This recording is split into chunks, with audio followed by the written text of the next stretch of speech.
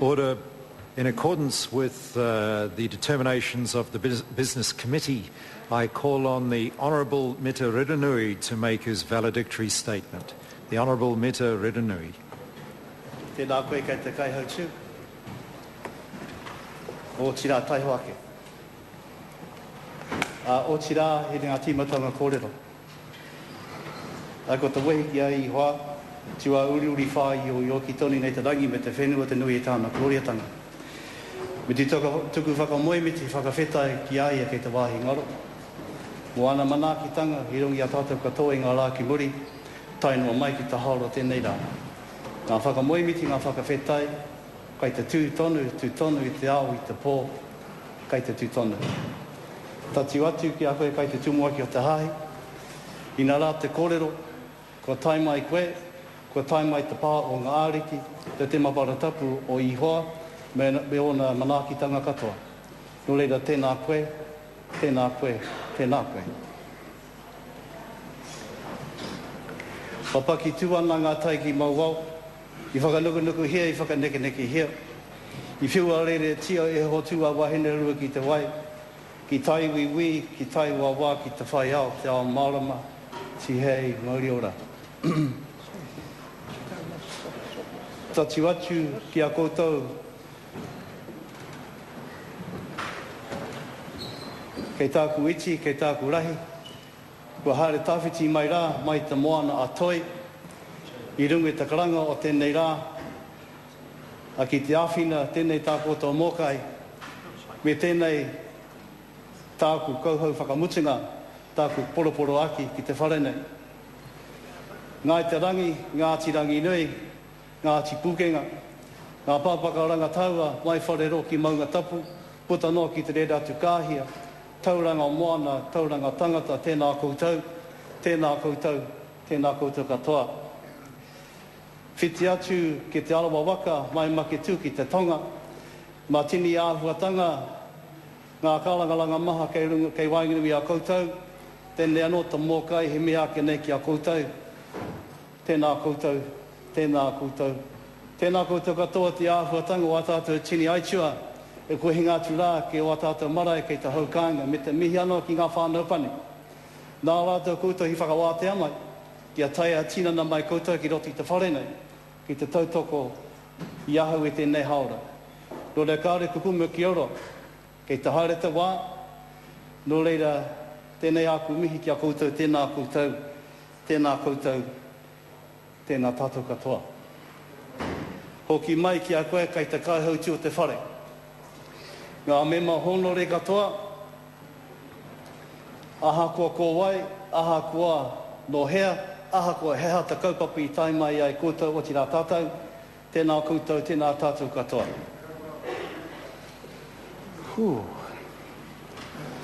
Mr. Speaker, honourable members, I came to Parliament as a new MP in 1999. During the time that has left since then, I have been part of the government, I have been a minister, I have been a constituency MP, I have been a list MP, I have been part of the opposition. And Mr. Speaker, you might say that I have experienced close to the full gambit of what the electoral system, the party system, and this parliament itself has to offer. There have, of course, been the highs and the lows. In this review, I will begin with the highs and leave it to the members of this House to judge whether or not these outweigh the lows.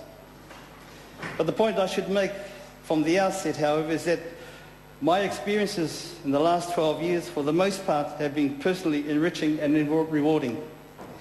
I appreciate the opportunities I had as an Associate Minister of Health to help shape policies designed to improve the health and well-being of Māori people across the country, and to progress the implementation of the Māori Health Strategy and to support Māori health providers operating at the local level. Features of the health sector that I find heartening are the growing numbers of Māori medical practitioners and other Māori health professionals.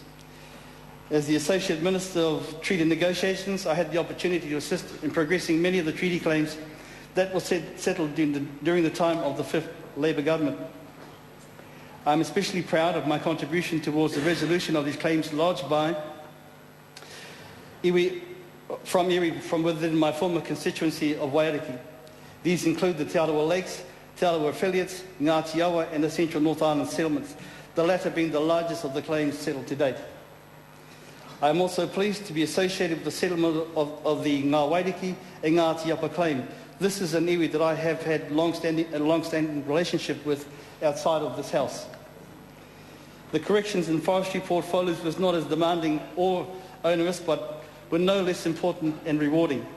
To the officials of each of the agencies, the Ministry of Health, the Office of Treaty Settlements, the Corrections Department, the Ministry of Forests, who provided me with the information, practical advice and wise counsel that I needed to do each job well.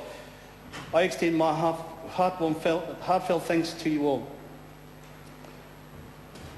For me, one of the real high points of my political career came with the passing of the Environment Bay of Plenty Māori Constituency Empowering Act 2001. The Act started out as a local bill, which I introduced in my capacity as the member for Te Waiariki. It provides for Environment Bay of Plenty to have 3 Māori constituency seats, thus enabling Māori on the Māori roll to vote for their own representatives. The bill, to say the least, had a rocky passage. There were numerous objections from local bodies as well as from other stakeholders, and there were strong oppositions from some of the most senior members in this House, some who are still here.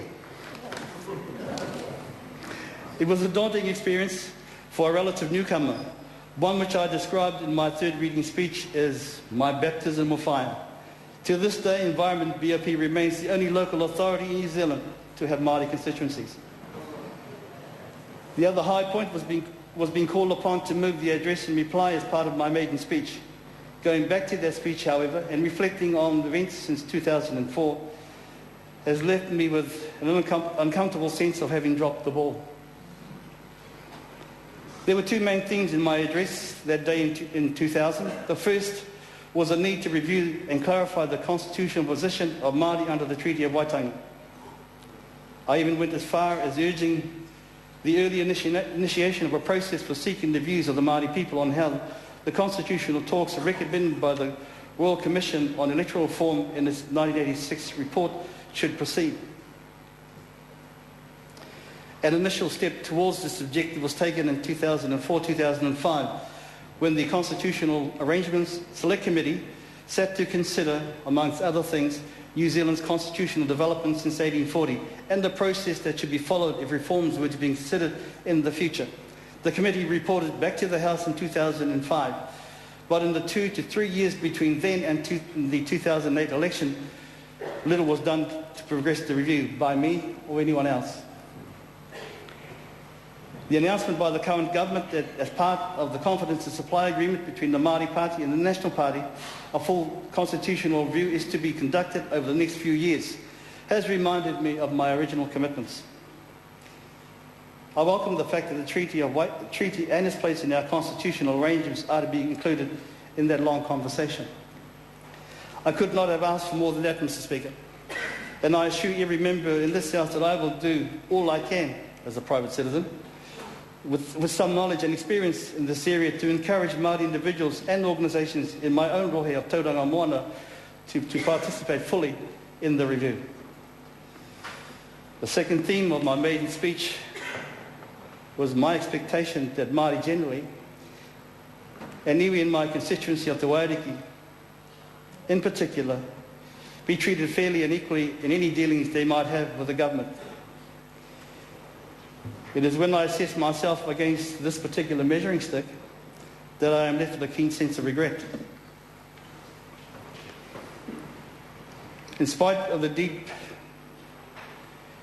being deeply involved and moved by the depth of the protest and resistance evident in the sheer size of the foreshore and seabed heatwave, I gritted my teeth and held the ground that had been agreed to, all the while being aware that the bill remained discriminatory, unfair and unjust. And there was then Tūhoi Raid. Although I wasn't privy to the briefings given to senior ministers by the police commissioner and others, and I acknowledge my loyal colleague, Honourable Parekura Horomia, has been very supportive at that time. I feel in hindsight that I should have at least voiced my concern over the way in which the operation was carried out. That I did not speak out publicly at any time during this episode, Mr. Speaker, is something that I regret deeply.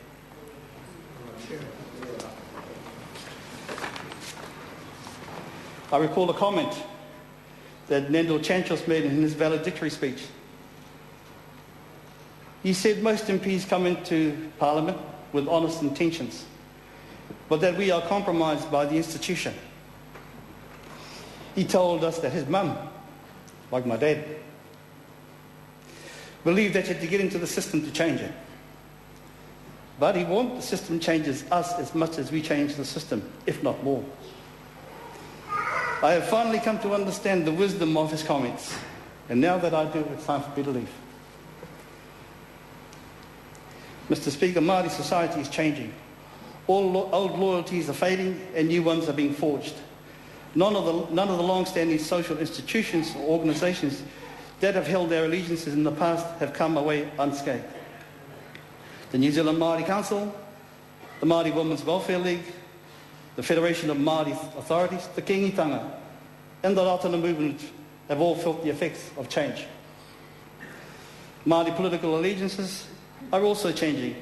Over the years since MMP was introduced, Māori constituency voting has swung sharply between elections, and over time the vote for Labour has slowly eroded.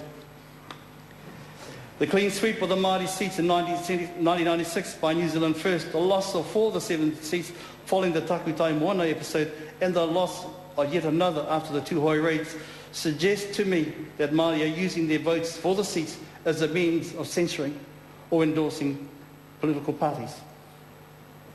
I consider, Mr. Speaker, the changes to be positive. What MMP seems to have brought is competition. The Māori seats are getting more and more worth competing for. They are no longer a political backwater, as the Royal Commission on the Electoral System described them in 1986. The emergence of a party whose main focus is on representing the interests of Māori is also positive. Its presence provokes the necessary incentive for all parties to compete strongly for the Māori vote. It is difficult to tell how the Māori vote will pan out over the next few years, but there can be little doubt that the Māori vote can no longer be taken for granted. As I said earlier on, Mr. Speaker, my life certainly has been enriched in the time that I've been in this House, the 12-year term. 3 terms over 12 years. And there are particular people that make your life not only enriching but bearable while you're here. I had the pleasure of working alongside some very, very committed Labour Māori members. We were known as the Māori Caucus. The leadership of our senior member, the Honourable Parekura Horomia, we had sort of diverse personalities. Some were very calm, some were not so calm, some were reliable and others were unreliable. But the point was that we all had a common purpose, and that was to serve the best interests of our people. And I believe that we did that to the best of our ability. And that is one enriching experience that I'll take away with me. I also want to acknowledge the camaraderie within the Labour caucus. And as they approach this year's election, they have a huge task ahead of them. And I wish them all the best. And I will be doing my best in the Valedictory electorate to support the local Labour candidate, mai whanaunga, te whakaotinga Lui Takani. And Mr. Speaker, we are committed to the purpose. I want to make one statement very, very clear. That I admire people who work hard and are committed to their beliefs. And in saying that, I want to acknowledge the commitment of the Labour leader, the Honourable Phil Goff, and the way that he's led his party leading up to this election. And I've got to say, I'm very disappointed with the Māori media. We as Māori members put our trust and faith in people who are like-minded like us. And I wonder from time to time where the point of difference is between mainstream media and Māori media. And the deliberate mistranslation and misrepresentation of my comments over the last few days tells me that there is no point of difference. And I say to the Māori media, get your act together, because your whanaunga are watching you every day like they're watching us. And in time, you will understand what I mean.